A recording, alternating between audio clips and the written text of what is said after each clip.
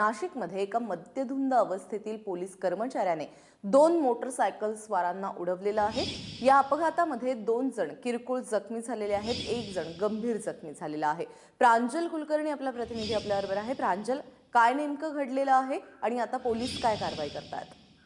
प्राजक्ता, नक्कीच ही संतापजनक घटना अशी म्हणावी लागेल।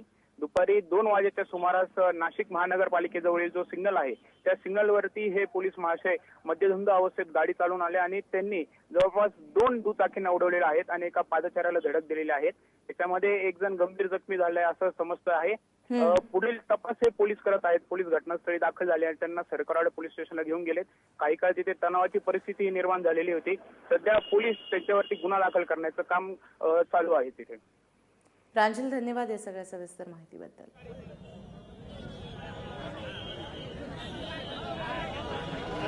नाशिकमध्ये पोलिसांनीच अशा प्रकारचं कृत्य केल्यानंतर आता या सगळ्या संदर्भात बोललं जात आहे। 1 जण गंभीर जखमी।